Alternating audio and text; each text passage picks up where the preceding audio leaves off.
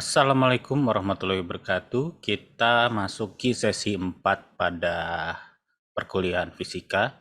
Kali ini kita akan membahas tentang usaha dan energi. Saya Muhammad Iqbal. Kali ini kita akan mulai sesi ini dengan perkenalan definisi dari usaha dan energi. Ya, jadi usaha itu didefinisikan sebagai sejumlah gaya atau resultan gaya yang bekerja pada sebuah benda sehingga menyebabkan benda berpindah sepanjang garis lurus dan searah juga dengan arah gaya. Jadi ada dua key. Pertama yaitu eh, perpindah perpindahan, terjadinya perpindahan atau perubahan posisi ya, dan juga adanya arah gaya gitu ya yang searah dengan arah perpindahan. Jadi selama kita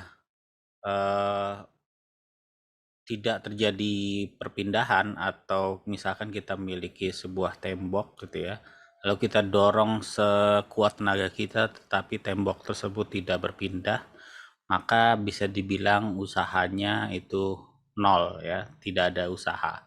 Ya, walaupun sekuat apapun Anda mendorong tembok tersebut, tapi karena tidak ada perpindahan, usahanya adalah nol. Jadi ada dua faktor ya yang menentukan usaha. Pertama adalah perpindahan dan gaya yang searah dengan arah perpindahan tersebut. Jadi secara sistematis usaha ini bisa kita tuliskan sebagai W sama dengan F kali delta S, di mana F itu adalah gaya dan delta S itu adalah perubahan posisi atau terjadinya perpindahan. Lalu usaha tersendiri dilambangkan dengan W. Usaha ini memiliki satuan joule ya, dan bila kita tuliskan dalam fungsi usaha sesaat, maka kita bisa tuliskan yang tadinya ada delta ini menjadi D, dan akibat perubahan usaha ini kita tuliskan sebagai dW gitu ya. Jadi dW sama dengan F kali ds, itu sama dengan di mana S ini sendiri biasanya terdiri dari komponen X, Y, dan Z ya pada pada koordinat kartesian, sehingga kita bisa tuliskan usaha sesaat pada elemen-elemennya adalah fungsi X pada sumbu X, fungsi F pada sumbu Y, dan fungsi Z pada sumbu Z. Jadi kalau misalkan kita memiliki sebuah sebuah contoh, ini adalah balok yang mengalami perpindahan ya. Jadi bila sebuah balok mengalami perpindahan hanya terjadi pada sumbu aksis X-nya aja, maka dia akan memiliki perpindahan pada komponen X-nya saja. Ya, misalkan di sini ada ada gaya yang tidak sejajar dengan arah perpindahan. Biasanya di sini ada gaya F yang membentuk sudut terhadap X itu sebesar theta gitu ya, seperti ini. Maka yang kita hitung perpindahannya adalah yang hanya searah pada arah perpindahan saja, yaitu pada arah delta X, yaitu kalau kita proyeksikan ya di sini, jika ini adalah F ya, jadi di sini ada dua komponen yang X dan Y-nya, di sini adalah Fx-nya dan di sini adalah Fy-nya ya. Ya, sebenarnya Fy-nya itu arahnya ke atas.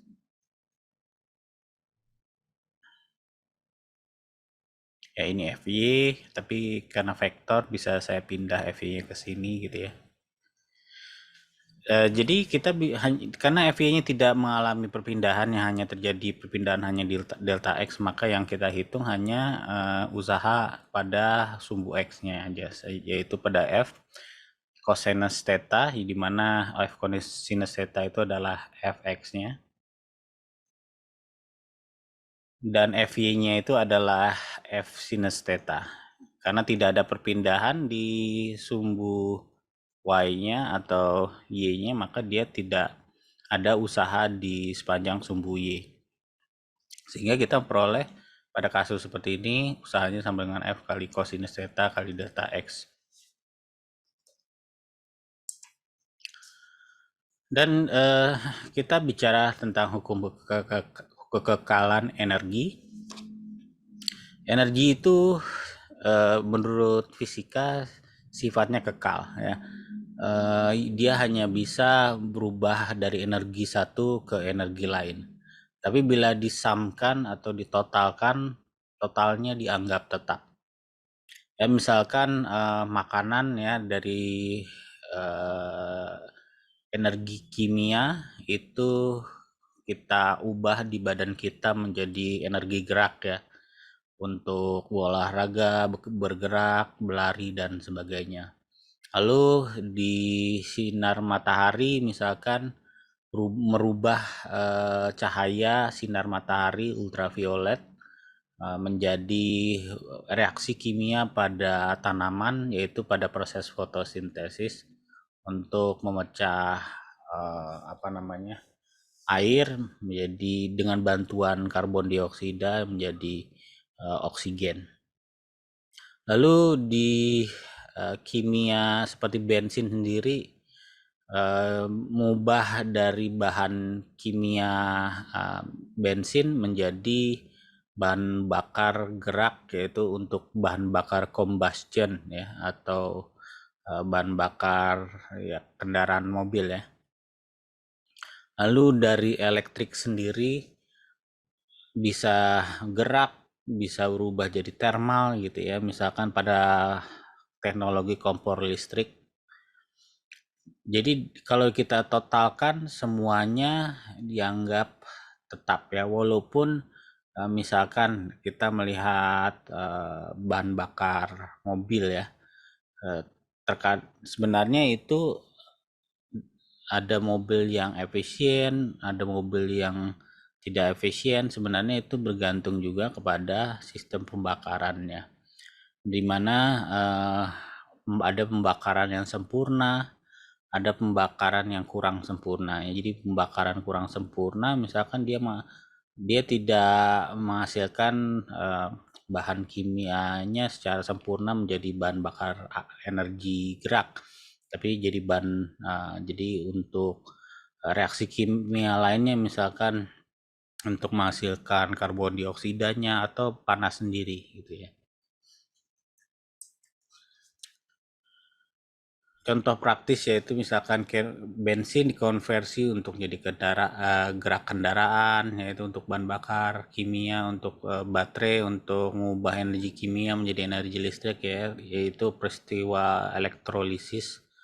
Lalu juga pembangkit listrik, ya, mengubah energi pergerakan air, ya. Jadi bukan airnya sendiri tapi pergerakan airnya menjadi energi listrik dengan cara menggerakkan turbin, lalu turbin terjadi GGL induksi, lalu GGL induksi terbentuklah listrik. Ya, contoh lain yang Anda tahu, ya mungkin Anda bisa pikirkan, silakan isi di kolom komen atau via e-learning, silakan Anda contohkan, ya.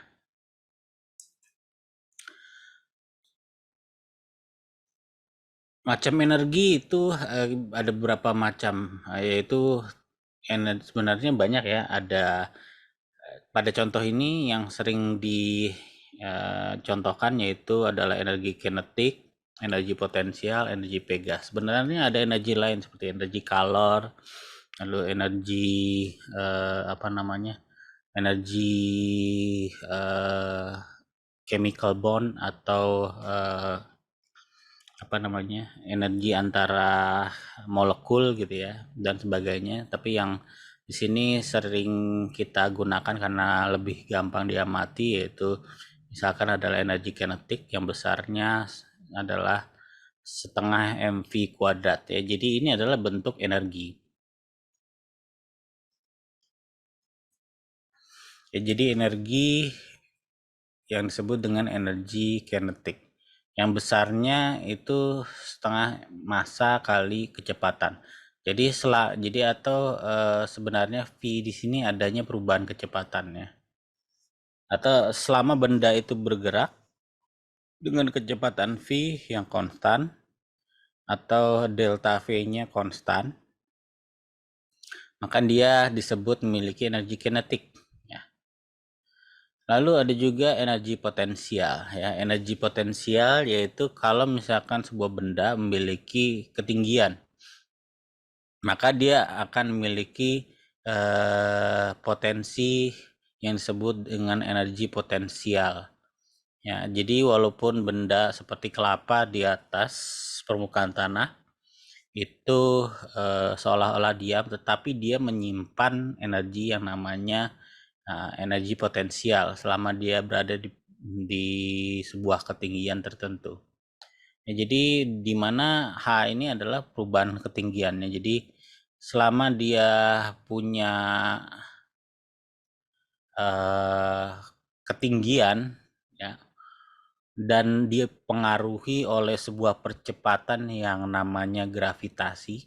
Jadi kalau kita perhatikan ini sebenarnya hampir mirip dengan rumusan dari energi atau usaha ya. Usaha itu atau energi itu W atau work atau usaha itu kan sama dengan gaya kali perubahan perpindahan ya. Misalkan kita punya kelapa, pohon kelapa gitu ya, dia pasti punya tinggi H gitu. Misalkan ini pohon kelapa gitu ya. Lalu ada pohon kelapa di sini.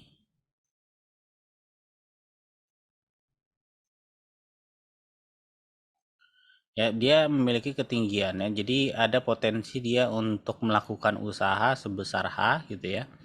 Dimana gaya di sini yang mungkin bekerja pada kelapa itu adalah gaya berat ya, yaitu W. Bukan W di sini adalah bukan work ya, tapi W ini adalah gaya berat.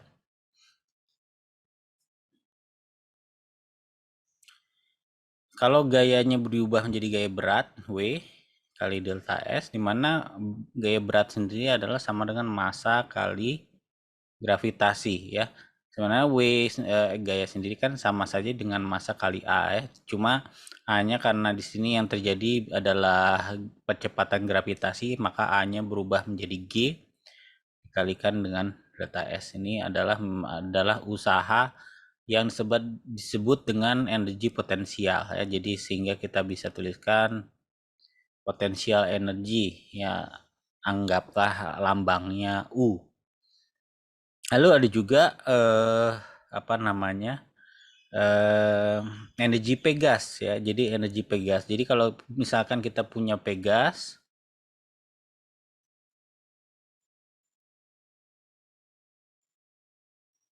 gitu ya, kita tekan sedemikian hingga terjadi perubahan. Kalau ini misalkan pegas setelah ditekan, ini pegas yang sebelum ditekan.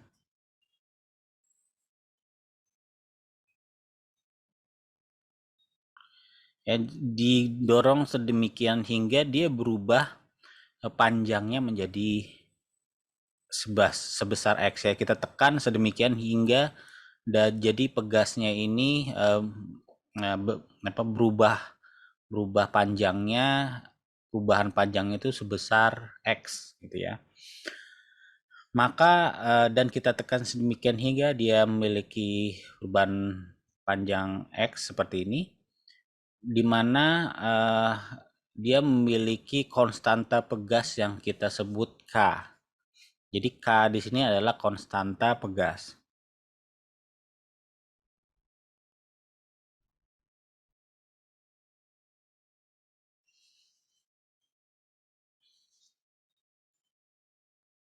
Biasanya dalam Newton meter kalau nggak salah. Newton per meter.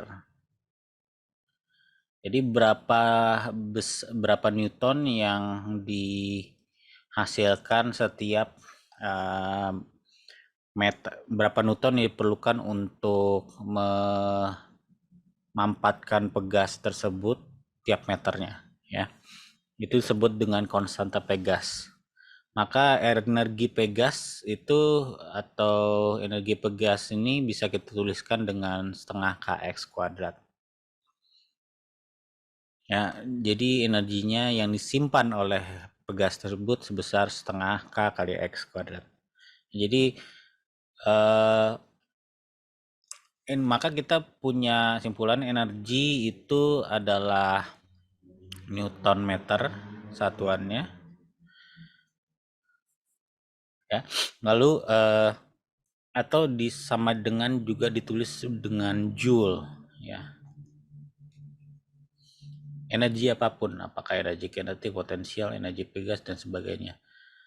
Ada juga energi kalor, ya, biasanya dia dikonversikan dalam sebagai kalor juga, tapi kita tidak bahas di sini. Jadi ada juga energi kalor, ya. Jadi energi yang disimpan hampir mirip rumusannya dengan pegas, ya. Mungkin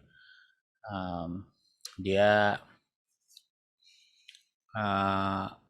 berproporsional dengan perubahan temperatur, juga proporsional terhadap dengan material, jenis material.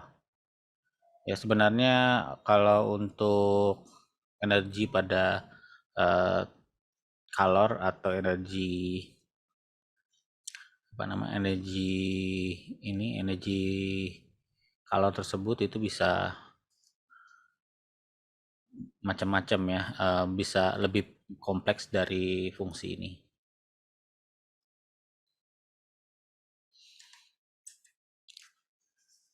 Ya, energi bentuk lainnya ini kalor kita akan melihatnya sebagai fungsi MC delta T, ya, di mana dia tergantung masanya. Ini adalah fungsi kalor, dan C ini adalah konstanta kalor, ya. Jadi ini masanya dari benda. Makin besar benda, makin banyak kalor yang bisa disimpan. C ini adalah konstanta kalor.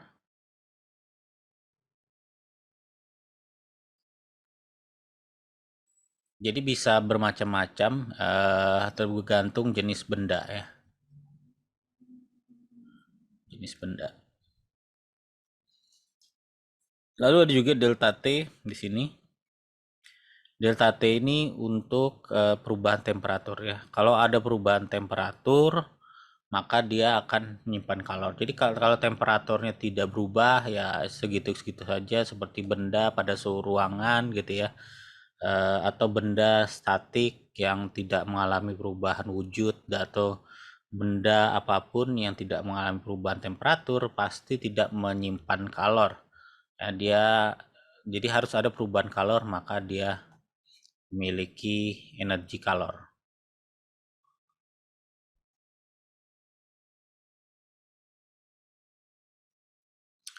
Lalu ada juga energi elektron, ya. Kita mengenal dengan rumusan K elektron, ya, di mana K itu konstanta elektron dikalikan dengan muatannya, yaitu muatan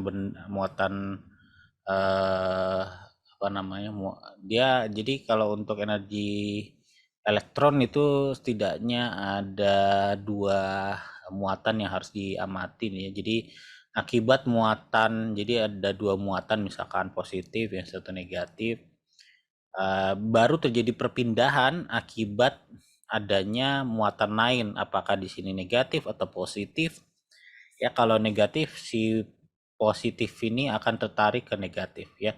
Dan bergantung juga pada point of view atau referensinya. Jadi kalau misalkan kita lihat terhadap negatif terhadap positif, maka kita melihat seolah-olah si positif itu ditarik ke arah negatif, ya, dan demikian sebaliknya.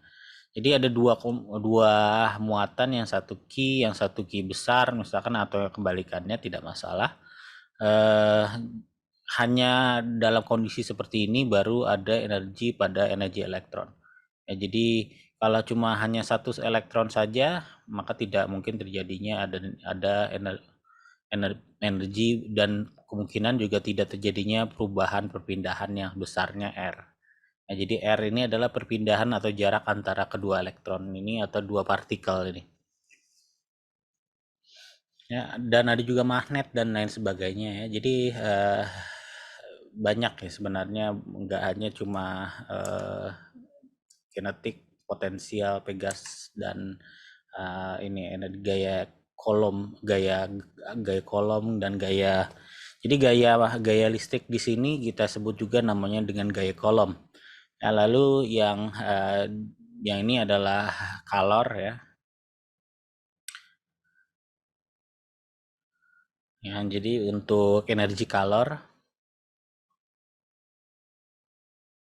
ya itulah rumusnya. Jadi semuanya itu terjadi akibat adanya perubahan keadaan ya. Apakah keadaan perpindahan ataukah keadaan perubahan temperatur. Ya, jadi energi sendiri semuanya bersifat skalar ya, bergantung pada kondisi awal dan kondisi akhir ya. Jadi walaupun temperaturnya naik turun sampai tidak menentu, tapi yang menentukan adalah hanya kondisi awal dan akhir. Jadi kalau misalkan kita punya graf gitu ya seperti ini temperatur misalkan, dan ini adalah ini waktu misalkan, waktu versus temperatur.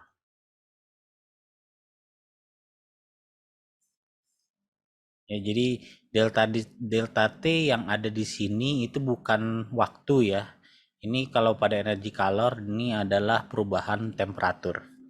Ya, jadi kalau walaupun waktunya pada periode tersebut pengamatan itu temperaturnya naik turun seperti ini, jadi tetap saja pada rumusan energi itu kita hanya mengamati pada kondisi awal dan kondisi akhir. Misalkan kondisi awal kita amati dari sini gitu ya, ini T0-nya. Lalu kondisi akhirnya adalah di T1. Maka yang kita amati hanya temperatur pada saat T1 dan temperatur pada saat T0 aja. Jadi delta T-nya itu sama dengan T1 minus T0 saja ya. Jadi kita tidak menghitung temperatur sum dari jumlah ini. Ya, ada juga orang berpikir kenapa enggak jumlah sum dari seluruh komponen T ini dibagi dengan waktunya gitu ya, atau delta temperatur dibagi dengan delta T-nya itu ditulis sebagai D temperatur dibagi DT gitu ya. Dimana temperaturnya itu merupakan fungsi dari T ya. Tapi untuk energi tidak seperti itu ya. Jadi kita hanya menghitung T1 minus T0, sesimpel itu. Contoh hukum kekekalan energi. Jadi kita tahu bahwa energi itu tidak dapat dimusnahkan ya. Jadi di mana jumlahnya konstan pada satu sistem yang tertutup ya. Artinya tidak ada energi luar yang masuk ke dalam dan energi dalam yang keluar gitu ya. Maka dia akan memiliki sumnya itu tetap ya. Misal kita punya contoh di sini ada kereta ya, ada di sebuah lintasan ya. Misalkan pada saat dia ada di kondisi turunan, kondisi di dasar turunan atau di titik 0 reference tinggi H0 dan tinggi tidak 0 gitu ya. Ya, ini H2 misalkan. Ini H1 gitu ya. Jadi berdasarkan hukum kekekalan energi seperti ini, itu kita akan mengenal rumusan penjumlahan dari energi kinetik dan energi potensial MGH. Ya, jadi misalkan kalau dia memiliki kecepatan maka dia memiliki energi kinetik. Kalau dia memiliki ketinggian maka dia memiliki energi potensial. Jadi ini energi kinetik dan energi potensial. Ya, jadi ini untuk cara sederhana untuk menyederhanakan permasalahannya. Kita anggap di sini tidak ada permasalahan yang namanya gaya gesek ya. Jadi tidak ada gaya gesek, jadi tidak ada permasalahan gaya gesek atau masalah gaya gesek itu diabaikan seolah-olah tidak ada gaya gesek sama sekali. Ya, nyatanya biasanya ada ya. Jadi gaya gesek yang bekerja pada sini pada hampir semua permasalahan, tapi kita tidak lihat itu dulu ya, kita hanya lihat hukum kekekalan energi dengan kecepatan saja dan ketinggian ya, tidak ada energi lain yang berubah dari energi sini, tidak ada energi kalor, tidak ada energi gesek yang kita masukkan ke perhitungan karena kita abaikan di permasalahan. Sebenarnya nyatanya di semua permasalahan di dunia atau di nyata itu ada perubahan kalor juga ya, saat kita benda ban itu bergesek pada aspal itu ada gaya gesek juga, ada gaya kalor juga gitu, ada Q juga bekerja di situ, tapi kita biasanya tidak permasalahan karena biasanya dianggap kecil ya. Jadi makin kecil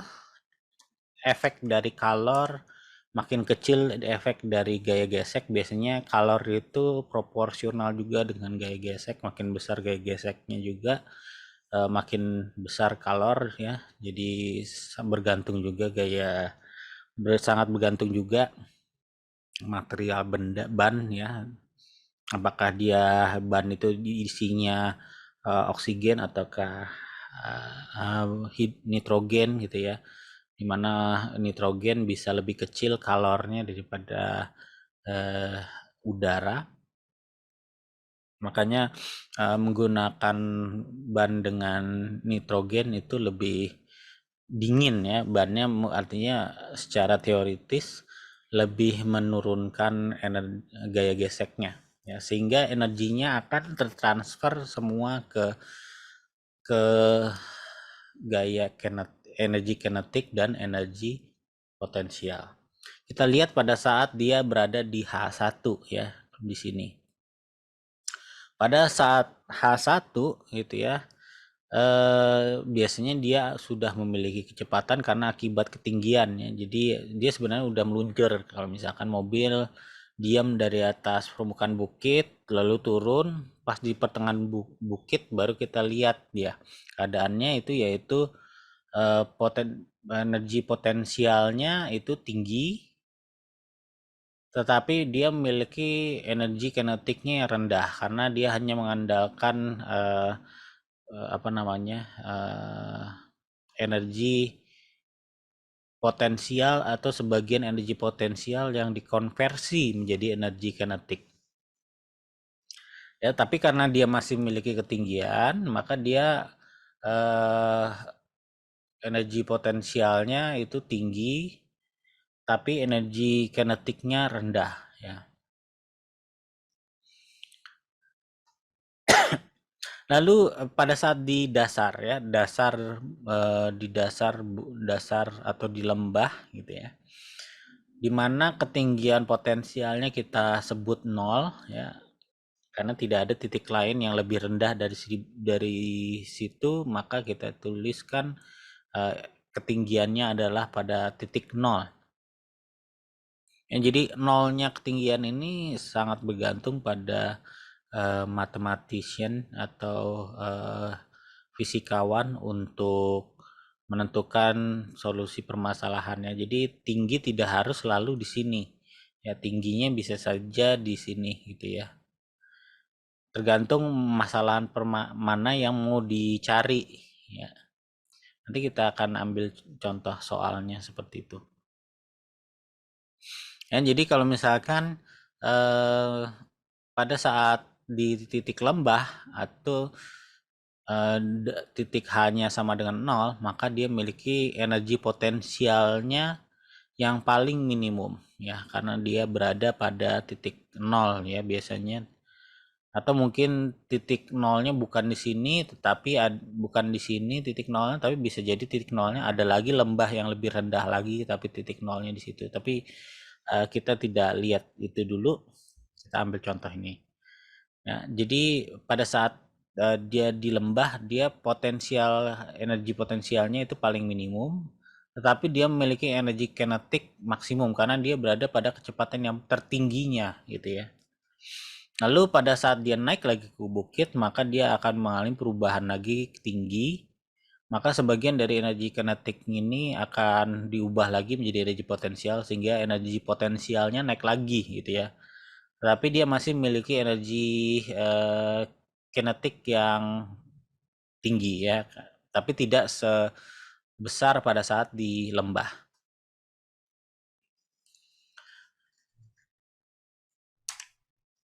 Lalu contoh lain adalah roller coaster ya. Jadi kalau Anda lihat di sini rumusannya masih sama, energi gaya gesek kita tetap abaikan dengan massa, dan energi lainnya, perubahan energi lainnya kita abaikan ya. Jadi kalor, gesek tetap kita abaikan. Di sini juga tetap berlaku setengah mv kuadrat dan ditambah dengan massa kali gravitasi kali tinggi ya. Jadi energi kinetik dan potensial. Jadi kalau misalkan kita lihat loop gitu ya, atau apa namanya ya ini, yang saya tahu ini namanya loop. Oops.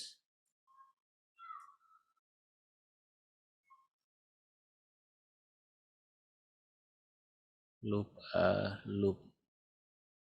Dan jadi Anda berputar melalui loop ini atau putaran ini, dan di sini tetap ya sama dengan kasus yang energi potensial.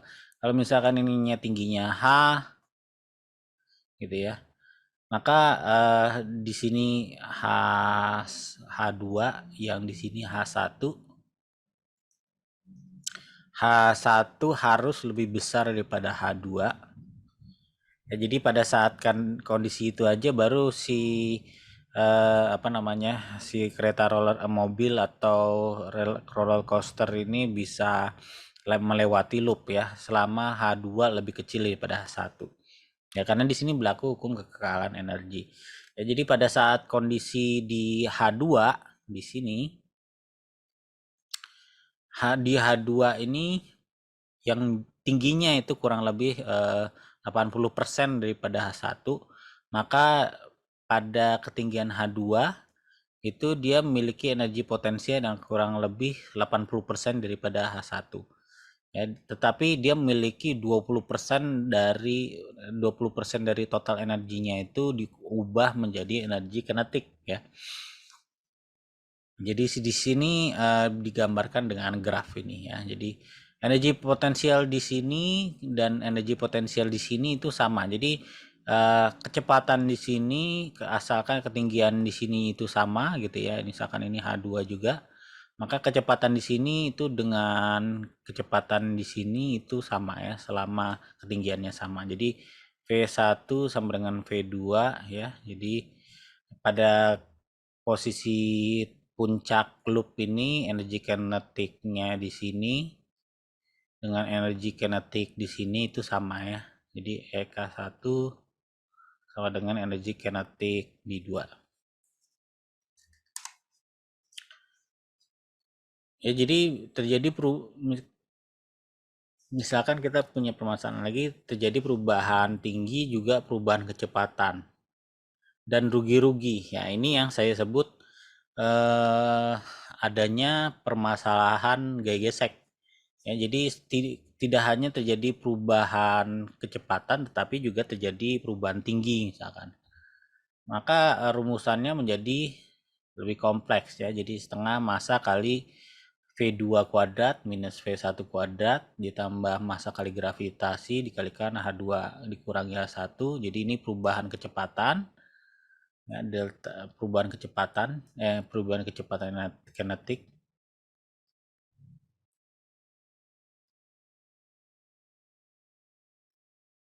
Ini terjadinya perubahan tinggi.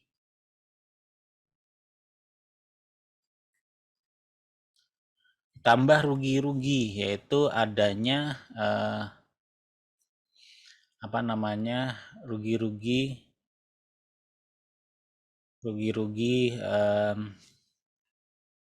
gesek.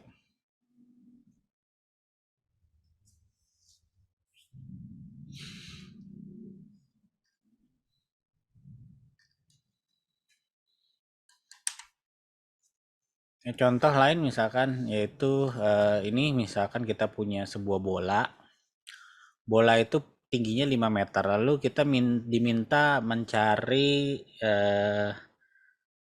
berapakah kecepatan bola itu pada saat ada di dasar ya.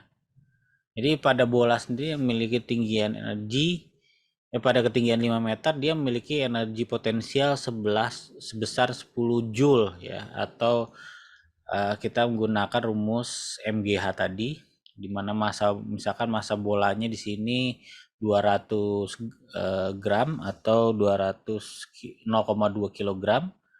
Lalu gravitasinya adalah kita asumsikan menggunakan 10 meter per second dan tingginya adalah 5 meter, maka dia memiliki energi potensial sebesar 10 joule.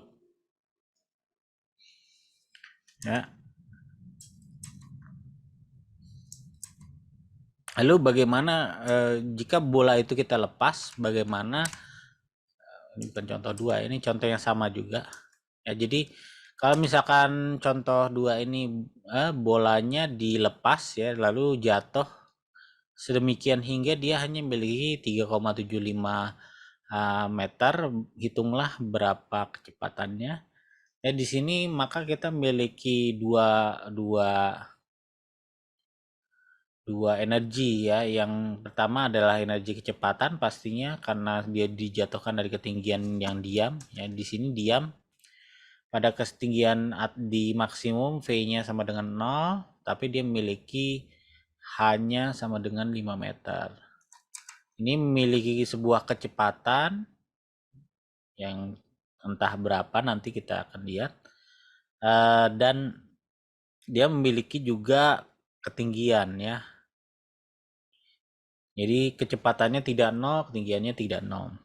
Yang terjadi di sini adalah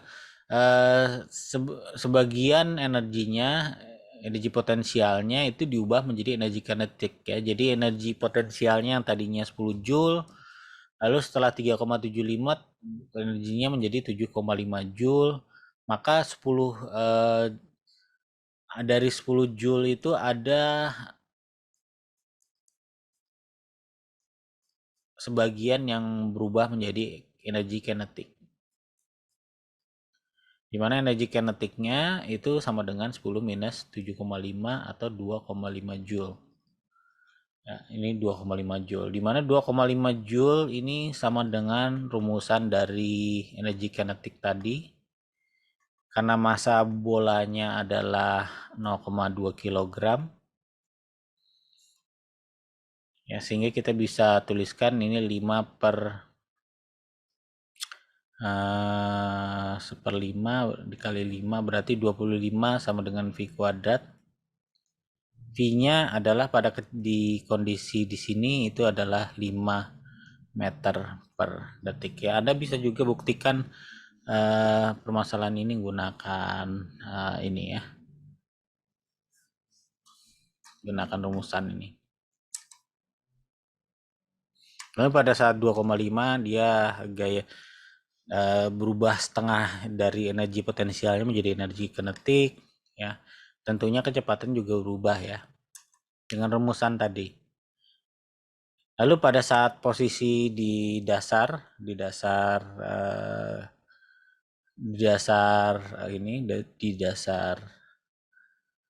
H sama dengan 0 atau di dasar, seluruh energi kinetiknya menjadi energi potensialnya berubah menjadi energi kinetik ya. Jadi 10 joule itu menjadi energi kinetik ya.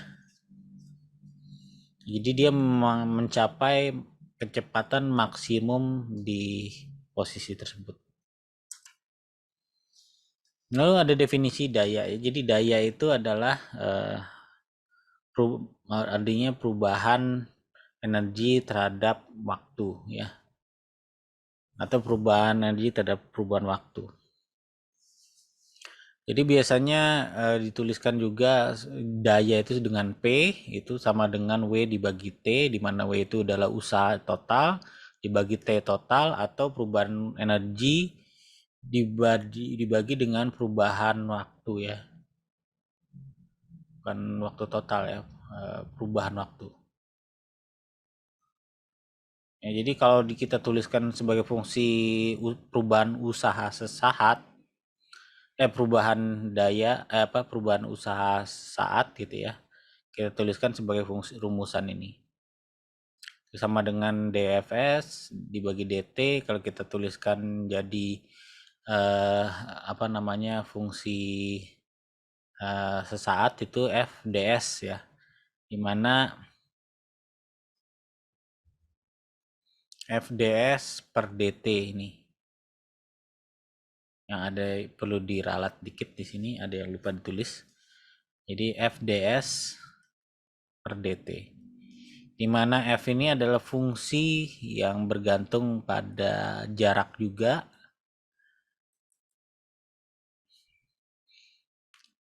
F ini dianggap sebagai konstan ya, dianggap konstan. Yang berubah adalah S-nya, sehingga kita bisa tuliskan ds per dt gitu ya. Sebenarnya ds per dt sendiri bisa kita tuliskan sebagai V ya. Nah, ini kalau kita tulis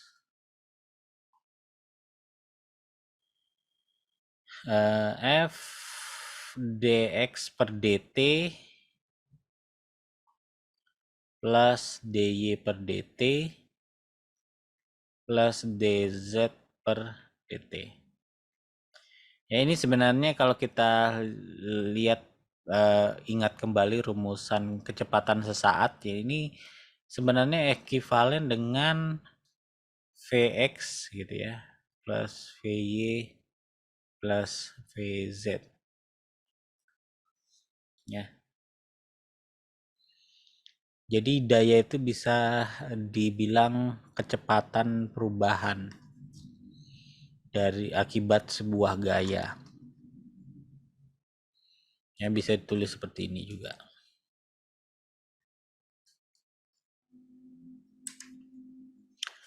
Contoh misalkan seorang atlet melontarkan bola tolak peluru bermasa 4,2 kg dengan kecepatan 12 meter per second, berapakah energi kinetik benda itu? Berapakah usaha yang dilakukan atlet tersebut? Ya. Jadi kita ketahui masanya sama dengan 4,2 kg, lalu kecepatan sama dengan 12 meter per second. Ditanyakan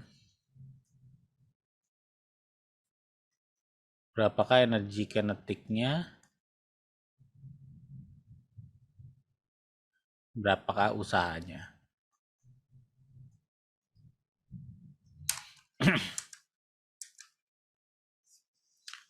Ya, jadi untuk permasalahan ini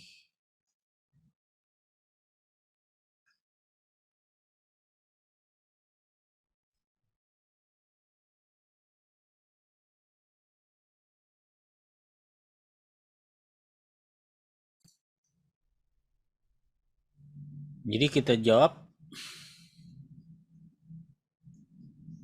permasalahan ini bisa dengan mudah kita selesaikan. Energi kinetik itu kita gunakan rumus yang setengah mv kuadrat tadi ya.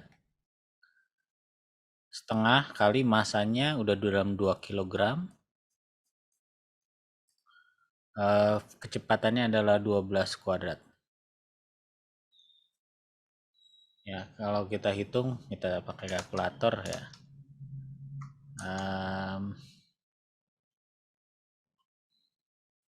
144 ya, berarti 144 dikalikan dengan 4,2 ya, dikalikan dengan 0,5. Ini 302,4 Joule ya untuk jawaban A. Lalu jawaban B, berapakah usaha yang dilakukan oleh atlet? Maka kita gunakan W ya, itu karena energi kinetik sendiri sebenarnya adalah usaha, maka kita tuliskan energi kinetik itu sama dengan usaha yang besarnya juga adalah 302,4 joules ya. Ini joules ya, J joules. Lalu contoh lain, sebuah benda masanya 2 kg jatuh dari ketinggian dan seterusnya. Hitunglah energi potensial setelah 1 second, lalu usahain dilakukan gaya berat pada saat ketinggian benda 10 meter. Berapa? Ya, kita ketahui dulu. Massa 2 kg. Terus tinggi awal sama dengan 20 meter. Yang ditanyakan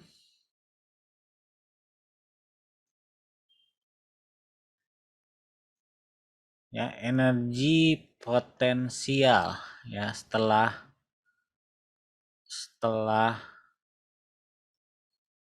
bergerak ya 1 detik.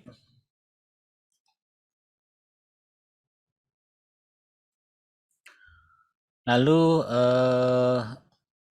usaha yang dilakukan pada saat ketinggian benda 10 meter ya. W pada H sama dengan 10 meter. Kita jawab. Ya, jadi kita di sini punya masalah setelah dia bergerak 1 second, dia pada ketinggian berapa? Ya, kita tahu bahwa awalnya dia 20 meter, tapi setelah 1 second itu tingginya berapa gitu ya. Kita ingat ilmu kinematika ya, jadi gerak jatuh bebas. Gerak jatuh bebas itu pada saat ketinggian HT itu sama dengan setengah GT kuadrat ya. Jadi rumus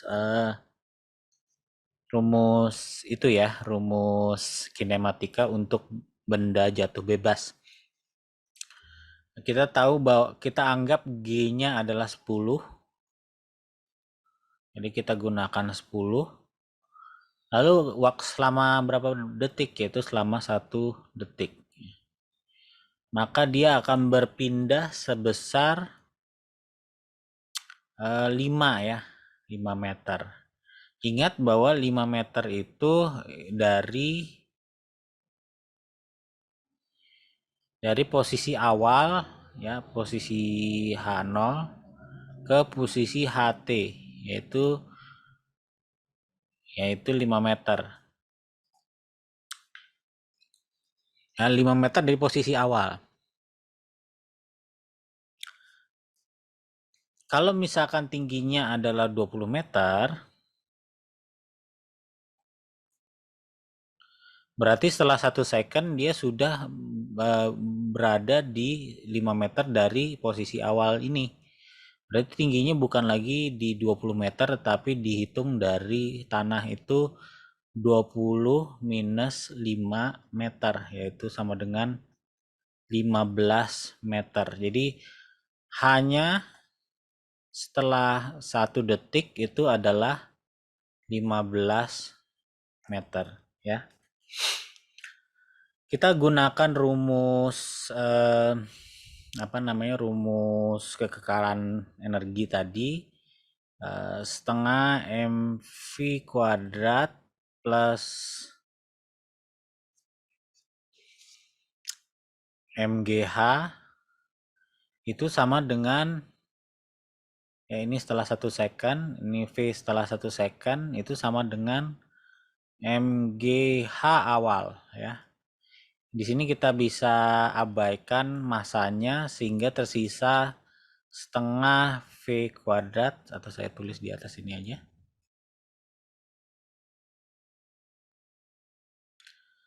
Setengah V kuadrat pada 1 second ditambah dengan GH1 itu sama dengan GH, itu GH awal ya maksudnya. Jadi setengah V kuadrat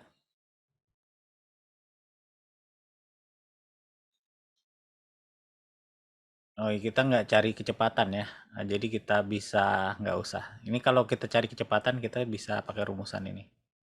Ya, ini kalau kita mencari kecepatannya. Plus GH1 sama dengan GH awal ya. Ini V setelah T.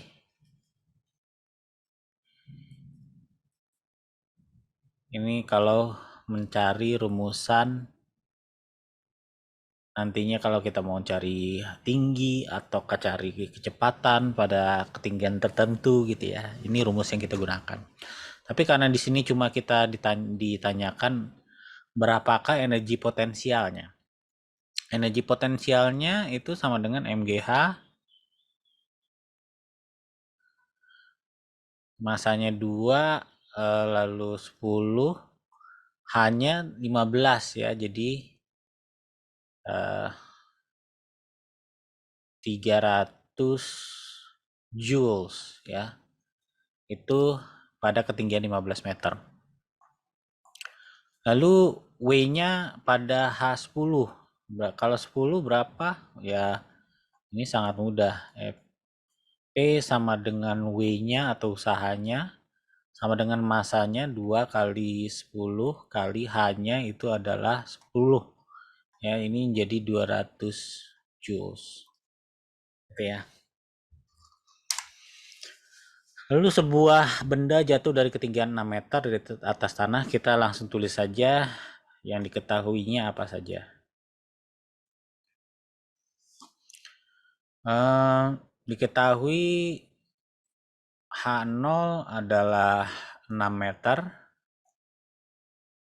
Kecepatan benda pada saat tinggian 1 meter. Nah, jadi HT sama dengan 1 meter. G sama dengan 10 meter per second kuadrat. Ditanyakan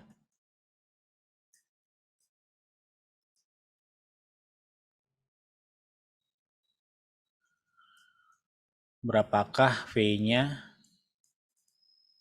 di VT-nya. Jawab. Ingat kembali yang rumus ini ya. Setengah VT kuadrat plus GH kali T, GHT, GH kali HT maksudnya, sama dengan GH0. Ya, dari sini sudah bisa kita selesaikan ya. Setengah VT kuadrat, ya karena itu yang ditanya, G-nya 10, H setelah T itu adalah 1, 10, H0-nya adalah 6 ya. Jadi VT kuadrat atau setengah VT kuadrat sama dengan 60 kurang 10 itu adalah 50. Jadi VT kuadratnya sama dengan 2 kali 50 jadi 100. Sehingga VT-nya bisa kita tuliskan sama dengan akar dari 100 atau sama dengan 10. Ya kita ambil yang positifnya, yang bukan negatif ya. Karena akar itu bisa positif, bisa negatif. Tapi kecepatan di sini kita ambil yang selalu yang positifnya ya, 10 meter per second. Ya, simple. Contoh 4. Sebuah traktor digunakan mengangkat beban seberat 1,2, ini pangkat ya.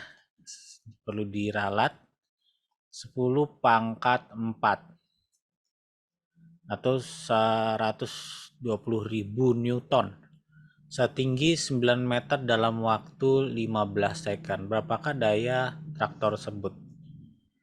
Kita ketahui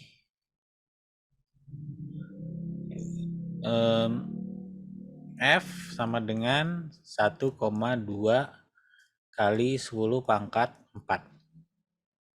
S sama dengan 9 meter. Ditanyakan, lalu waktunya T-nya sama dengan 15 second ya. 15 detik.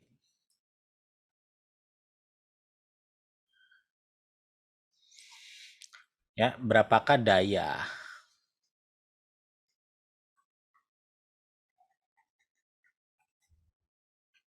Ingat rumus untuk daya itu sama dengan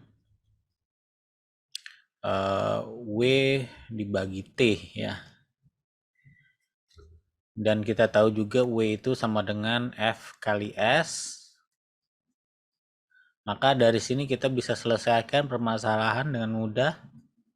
1,2 kali 10 pangkat 4 dikalikan S-nya adalah 9 meter.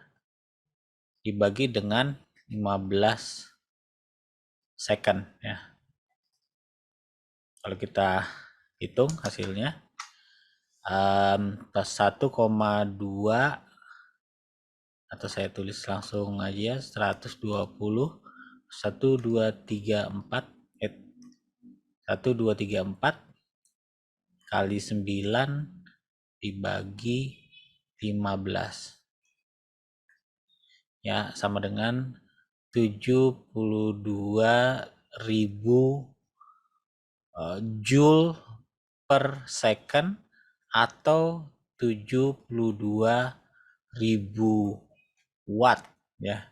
Jadi satuan dari daya adalah joule per second atau watt ya.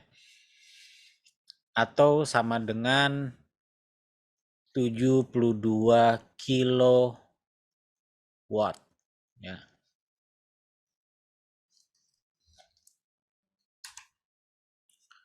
Contoh lain misalkan mobil memiliki 1.200 kg masanya, bergerak menaiki bukit dengan kemiringan 5 derajat dengan kecepatan 36 km per jam. Hitunglah kerja yang dilakukan mesin selama 5 menit dan daya yang dikeluarkan. Anggap gaya gesek diabaikan.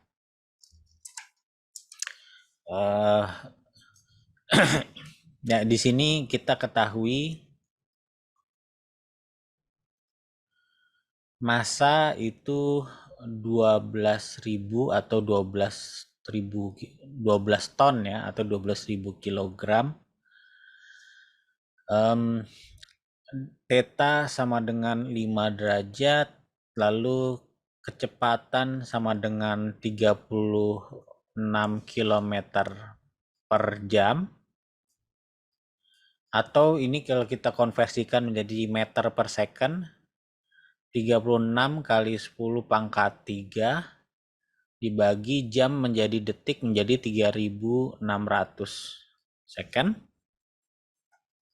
Ya, ini sama dengan 10 meter per second ya. 10 meter per second.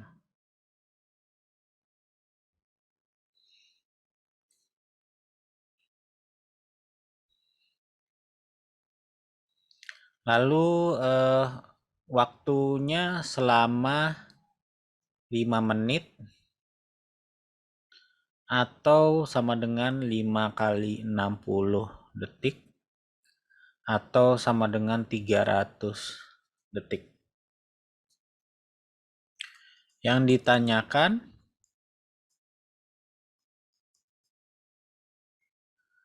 ya, gaya gesek dianggap tidak ada. Lalu berapakah W-nya dan berapakah dayanya?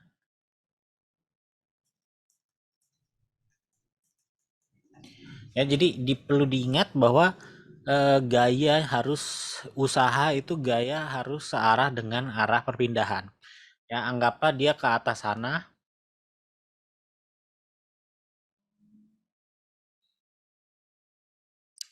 dengan gaya sebesar F gitu ya. Di sini dia memiliki kecepatan konstan sebesar 36 km per jam. Ingat bahwa kalau dia memiliki kecepatan konstan berarti ada dua kemungkinan. Ada kemungkinannya yaitu dia memiliki jumlah sum gaya itu sama dengan 0 ya. Jadi gaya berat itu dilawan dengan gaya F, di mana F itu minus yang melawan arah gaya adalah W sinus theta. Kenapa W sinus theta? Jadi kalau ini adalah massa kali gravitasi ya yang arahnya selalu tegak lurus. Sementara yang sejajar dengan arah perpindahan itu adalah proyeksi dari massa kali gravitasi. Kalau ini sudutnya adalah theta, maka ini adalah theta. Kalau ini adalah theta berarti yang ini itu adalah W sinus theta, yang arah vertikal ini adalah W cosinus theta gitu ya. Jadi W sinus theta ini yang arahnya itu sejajar dengan arah F dan juga sejajar dengan arah perpindahan. F dikurangi dengan W sinus theta atau W sinus theta kurang F tidak masalah, di mana kita bisa tuliskan F sama dengan W kali sinus theta. Jadi energi yang gaya yang melawan gaya yang diperlukan untuk agar mobil bergerak konstan 36 km per jam itu adalah sebesar W sinus theta. Di mana W sinus theta sama dengan massa kali gravitasi kali sinus theta-nya adalah sinus theta. Kalau kita masukkan ke persamaannya tadi 12.000 kali 10 kali sinus 5 ya. Lalu berapakah perpindahannya sepanjang sumbu perpindahan ini ya. Jadi dengan berapakah S-nya? S-nya dengan mudah kita cari dengan S sama dengan V kali T ya. Jadi kenapa V kali T? Karena tidak ada percepatan di sini, kecepatannya konstan. Kalau kita sebenarnya bisa tuliskan VT plus setengah A kali T kuadrat karena percepatannya sama dengan 0 ya. Jadi kita tidak perlu lagi menulis ini. Ya, kita ingat kembali rumus kinematika ya. Ini sama dengan V-nya adalah 36 km per jam atau 10 meter per second. Waktu bergeraknya selama 300 second. Ini sama dengan 3000 ya. 3000 sedemikian hingga bisa kita selesaikan untuk A-nya. W sama dengan F kali S atau perubahan S ya. F-nya adalah 12.000 atau saya tulis ini aja 12 ya, ini sama dengan 12 kali 10 pangkat 4 kali sinus 5. 12 kali 10 pangkat 4 kali sinus 5 derajat dikalikan dengan S-nya adalah 3000 ya. W sama dengan gayanya ada ya, kalau kita hitung atau 12 kali 3 berarti 36 ya. Kali 10 pangkat 7, saya tulis 10 pangkat 7 di belakang. Sinus 5 ya. 5 sinus.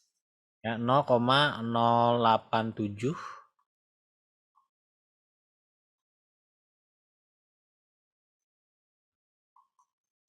ya, 0,0 sorry 0,087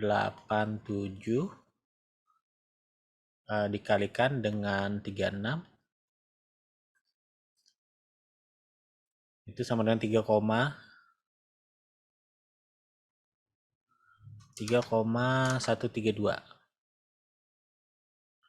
kali 10 pangkat 7 joules ya. Atau bisa saya tulis juga 31,32 mega joules. Next.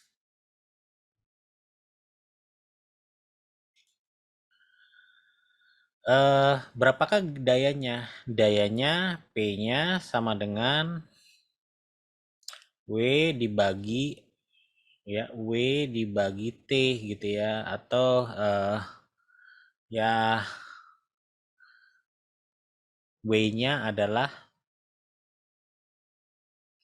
31,32 dibagi dengan T-nya tadi 300.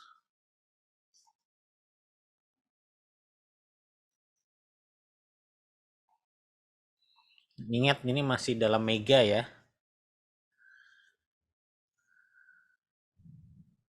Kalau kita hitung ya, atau sebenarnya bisa juga kita tuliskan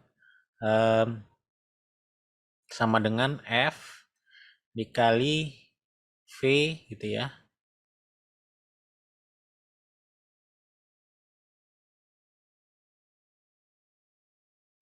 Yang dimana F-nya itu tadi 12 kali 10 pangkat 4 sinus 5. Saya tulis bawahnya aja. Sama dengan 12 kali 10 pangkat 4 dikalikan kecepatannya adalah 10 gitu ya.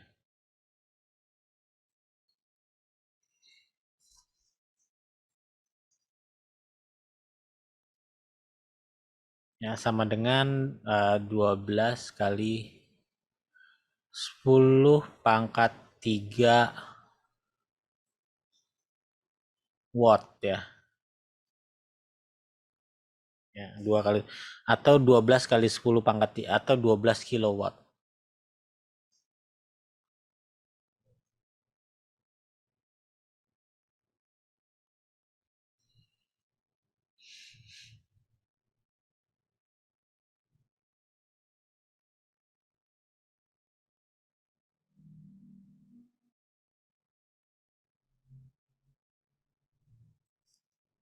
Oh, sorry. Bukan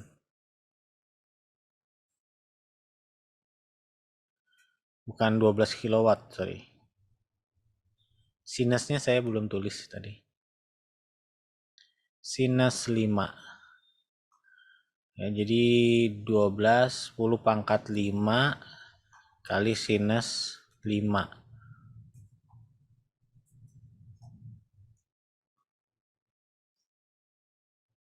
Sin 5 derajat. Atau dalam watt ya. Ya, Anda bisa hitung sendiri hasil akhirnya gitu ya. Sinus 5 dikalikan dengan 12 kali 10 pangkat 5. Ya. Dua cara ya. Satu W per T, yang satunya lagi F kali V. Contoh lain, sebuah pistol menembakkan peluru massa 3 gram dengan kecepatan. Jika panjang layar, hitunglah besar energi yang diberikan peluru. Gaya rata-rata yang bekerja pada peluru ya. Ini maksudnya peluru. Selama bergerak dalam laras, apakah gaya ini sama dengan gaya dorong gas pada peluru?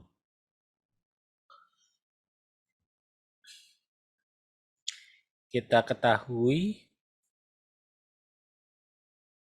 massa sama dengan 0, atau saya tulis 3 gram sama dengan 3 kali 10 pangkat minus 3 kilogram. V sama dengan V V0 ya, sama dengan 400 meter per second.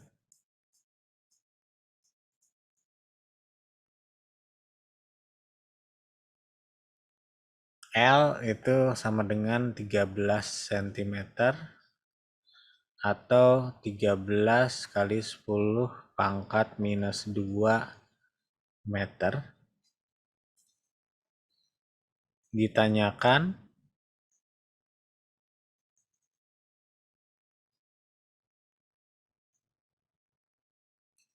E pada peluru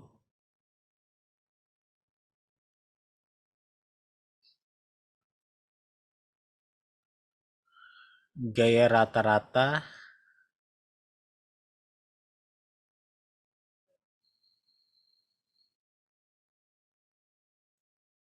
selama bergerak dalam laras.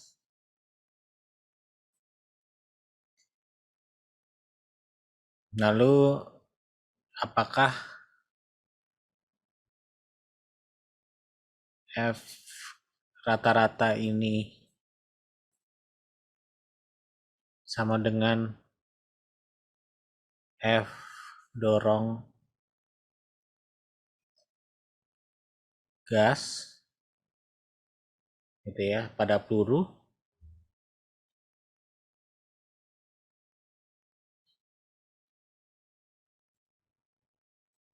Jawab.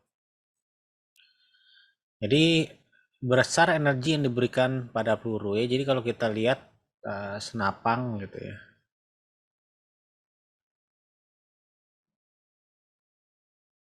Dan ini peluru, dia akan melewati barel senapang itu yang panjangnya kurang lebih 13 cm.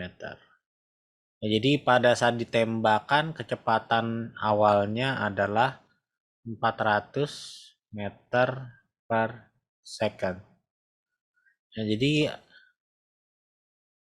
setelah keluar di sini dia akan mengalami perpindahan ya sejauh 13 cm.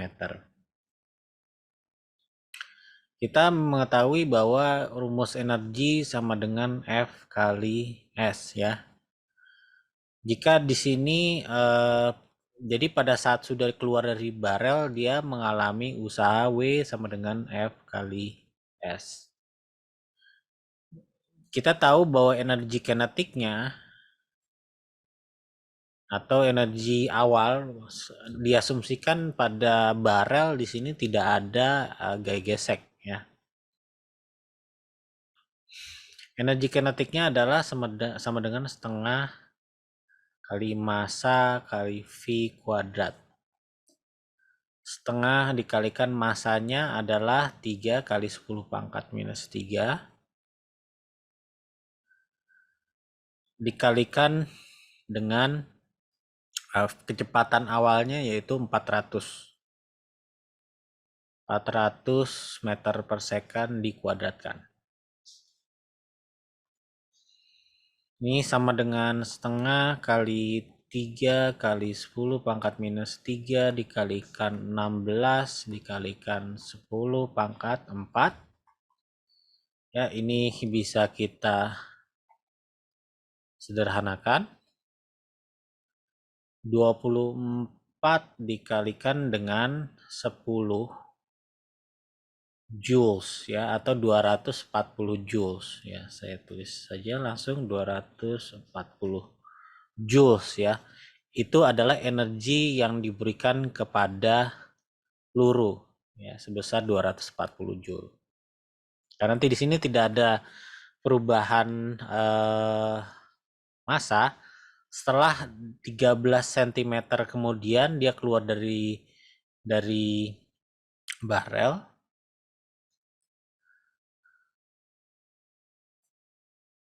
Ya, jadi gaya rata-rata yang bekerja pada peluru selama bergerak pada laras. Yaitu jadi gaya kinetik ini perubahan gaya kinetik ini sama dengan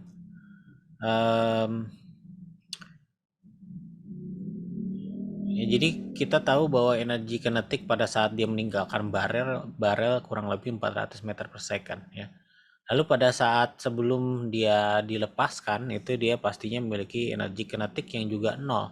Jadi energi kinetik akhir yang setelah dari barel dikurangi dengan energi kinetik setelah di awal barel itu sama dengan gaya dikalikan perubahan jarak, yaitu dari posisi ini sampai dilepas gitu ya. Jadi energi kinetik setelah dilepas di barel adalah energi kinetik yang ini tadi, yang 240 joule. Ya, 240 joule kita kurangi dengan energi kinetik awal karena dia kecepatannya pada saat sebelum dilepaskan adalah 0. Itu sama dengan gaya dikalikan perubahan jarak ya, dari 0 ke 13 cm ini adalah 0,13 atau 13 kali 10 pangkat minus 2 ya. Kali 10 pangkat minus 2. Sehingga kita bisa tuliskan F sama dengan 240 joule. Atau saya nggak usah tulis joule-nya. Dikalikan dengan 10 pangkat 2 dibagi dengan 13. Ya, kita hitung dengan kalkulator. 240 dibagi 13. Ya, jadi 18,5 aja ya. Saya bulatkan. Kali 10 pangkat 2 Newton. Ya, itu adalah gaya rata-rata ya yang dilepaskan setelah ditembakkan.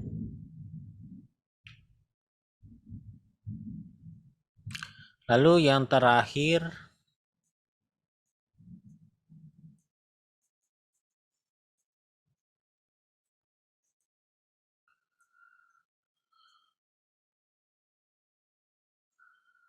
apakah gaya ini besarnya sama dengan gaya dorong gas pada peluru?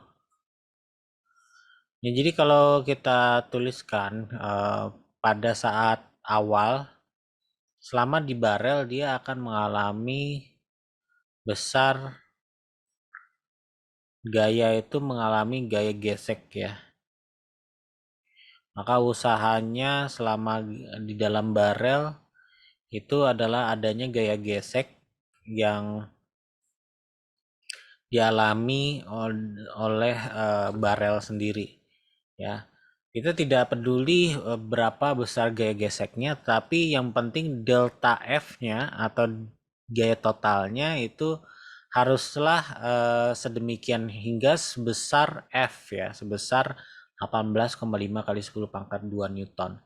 Ya, jadi bisa kita simpulkan sebenarnya F gas sendiri haruslah lebih besar daripada gaya geseknya ya. Jika kita resultankan gaya geseknya itu lebih, gaya gesek gasnya, kalau saya tuliskan di sini gaya gesek sendiri sama dengan gaya gesek gas dikurangi dengan gaya gesek barel ya. Jadi kalau kita tuliskan ini persamaan ini, maka gaya gesek gas itu harus sama dengan gaya F ditambah dengan gaya gesek. Yang bisa kita bilang juga bahwa gaya gesek gas itu harus jauh lebih besar daripada gaya F-nya karena dia harus mengkompensasikan gaya gesek di barel. Ya, jadi Fg haruslah lebih besar daripada F ya. Kenapa? Karena F di sini lebih kecil daripada Fg ya. Kalau kita lihat dari bersamaan, yaitu di mana Fg sendiri, gaya F sendiri atau gaya rata-rata dari setelah keluar dari barel ditambahkan dengan gaya gesek. Jadi gaya gas itu harus lebih besar daripada gaya rata-rata peluru. Contoh lain, sebuah peluru memiliki kecepatan 153 meter per second jatuh dan menembus papan kayu Setelah menembus papan, kecepatan menjadi 130 meter per second. Sebuah peluru lain yang punya massa dan ukuran sama tapi bergerak dengan kecepatan 92 meter per second ditembakkan ke arah papan. Jika dianggap hambatan papan tak tergantung pada kecepatannya, berapa kecepatan peluru kedua setelah menembus papan? Ya, di sini kita ketahui kecepatan awal peluru 1 adalah 153 meter per second. Lalu setelah menembus, kecepatan berikutnya adalah 130 meter per second. Dan peluru kedua itu kecepatannya adalah 92 meter per second. Yang ditanyakan dan massa dari peluru massa 1 dan massa 2 itu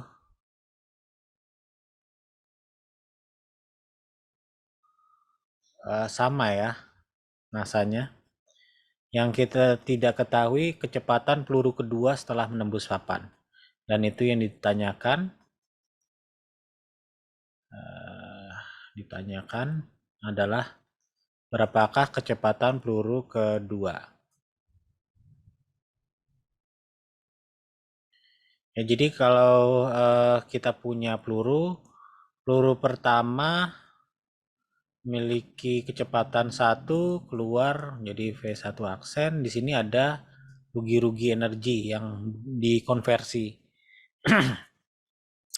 Lalu peluru kedua mengalami rugi-rugi yang sama juga keluar dengan kecepatan kedua ya. Ini peluru kedua keluarnya dengan kecepatan peluru kedua.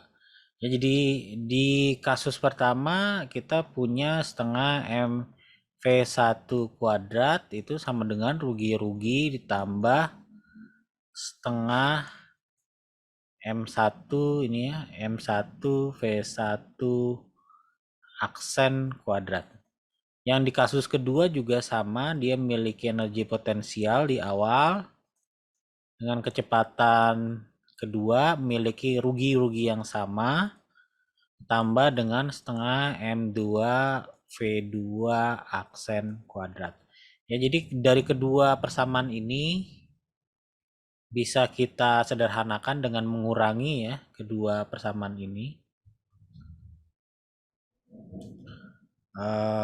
Atau bukan mengurangi, kita substitusikan ya setengah M1 V1 kuadrat minus setengah M1 V1 aksen kuadrat itu sama dengan R yang bawahnya setengah M2 V2 kuadrat minus setengah M2 V2 aksen kuadrat ini juga sama dengan R ya. Jadi kalau kita substitusikan keduanya menjadi setengah M1 V1 kuadrat minus setengah M1 V1 aksen kuadrat sama dengan setengah M2 V2 kuadrat minus setengah M2 V2 aksen kuadrat ya. Karena di sini M1 M2-nya sama, persamaan ini bisa kita sederhanakan, ya ini sama bisa kita faktorkan, ini bisa kita faktorkan, yang tersisa hingga persamaan V1 kuadrat ya karena M1 sama dengan M2 sama dengan massa gitu ya. Ini kita sederhanakan persamaan ini menjadi V1 aksen kuadrat sama dengan V2 kuadrat minus V2 aksen kuadrat. Ini pindah sana jadi V2 kuadrat minus V1 kuadrat plus V1 aksen kuadrat ini yang sama dengan V2 kuadrat. V2 aksen kuadrat ya. Kalau kita pakai masukkan kembali rumusnya V2-nya itu 92 kuadrat minus V1-nya adalah 153 kuadrat plus V1 aksennya 130 kuadrat ya. Ini sama dengan ya ini yang benar ya.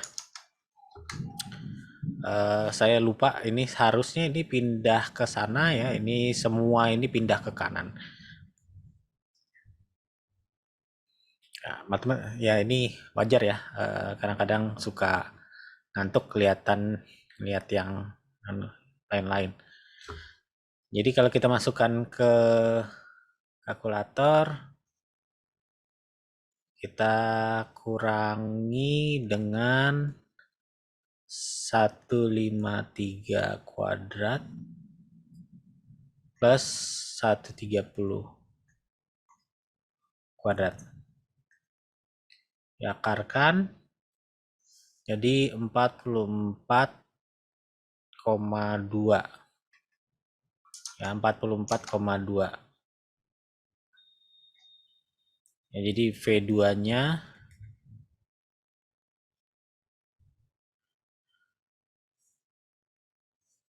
aksen itu sama dengan 44,2 ya. Jangan lupa diakarkan ya. Kalau setelah dapat nilai ini, dapatnya 44,2 meter per second. Ya, kita ketahui kotak mempunyai berat 200 Newton ditarik ke atas pada bidang miring sejauh 10 meter dan sampai pada ketinggian 3 meter. Gaya rata-rata sejauh bidang adalah 120 Newton. Berapa besar kerja yang dilakukan? Kita ketahui gaya beratnya adalah 200 Newton. Nah, ditarik ke atas pada bidang miring sejauh 10 meter sampai ketinggian 3 meter, gaya rata-ratanya adalah 122 Newton. Berapa besar kerja yang dilakukan? Ya, kita jawab, ditanyakan berapakah ya, S-nya 10 meter hanya sama dengan 3 meter. Ditanyakan berapa W-nya. Kita jawab, mari kita gambarkan peta situasinya. Ini ada balok. Dia ditarik dengan 120 Newton. Memiliki berat 200 Newton. Dengan ketinggian 3 meter. Dan panjang lintasannya ini adalah panjang lintasan itu 10 meter. Ya. Dengan sudut yang belum diketahui. Ya, dari sini sebenarnya sudah bisa kita simpulkan ya. Kalau dengan menggunakan Pitagoras, kalau ini 10, ini 3. Ya, jadi 10 kuadrat itu sama dengan 3 kuadrat plus misalkan ini X, kita tuliskan X kuadrat. Sehingga ini menjadi 100, ini 9 plus X kuadrat. Maka X-nya sama dengan akar dari 91. Ya, jadi kalau misalkan kita bisa tahu bahwa untuk sinus theta, kalau ini adalah sudut theta, itu sama dengan yang depan per samping ya. Jadi 3/10 cos theta-nya adalah akar 91/10.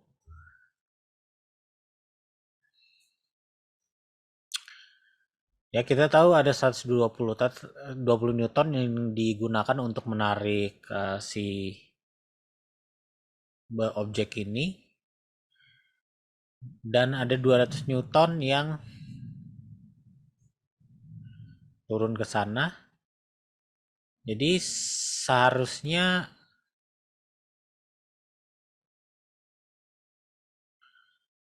ya ada W sinus theta di sini. Dan mungkin ada gaya gesek F. Ya. Dan mungkin ada gaya gesek F kecil.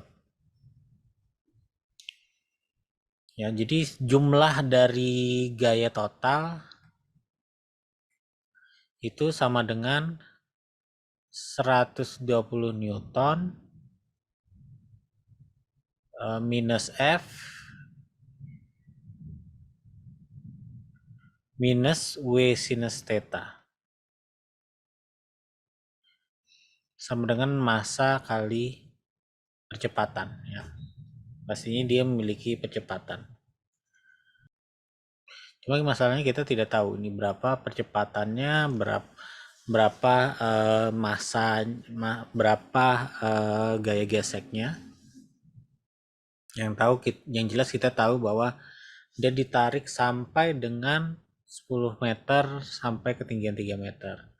Gaya rata-ratanya sejajar bidang adalah 120 Newton. Ya, ini yang gaya yang kita gunakan seharusnya. Jadi kalau kita sudah memiliki permasalahan seperti ini, maka gaya usaha rata-ratanya adalah 120 minus F minus W sinus theta ya.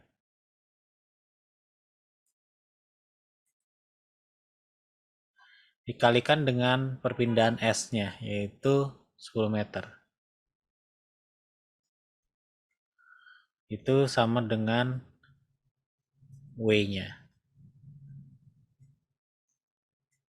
Ya, ini usaha yang diperlukan.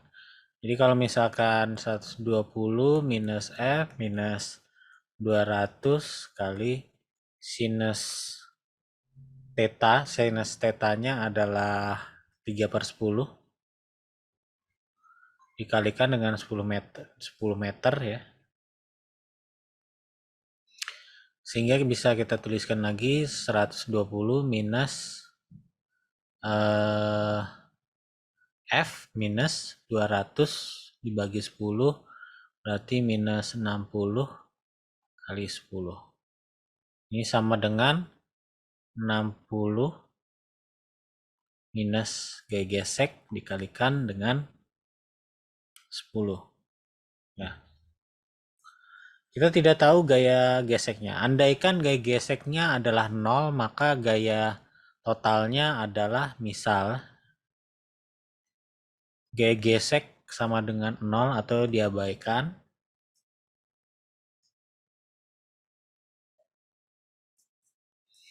Maka W-nya menjadi 60 minus 0 dikalikan dengan 10 sama dengan 600 Newton ya. Itu usahanya. Kalau gaya geseknya diabaikan. Oke, sampai sini dulu sesi keempat pada fisika, usaha dan energi. Semoga video ini membantu. Bila ada pertanyaan, silakan tanyakan di kolom komen atau di e-learning. Terima kasih atas waktunya. Sampai jumpa lagi. Assalamualaikum warahmatullahi wabarakatuh.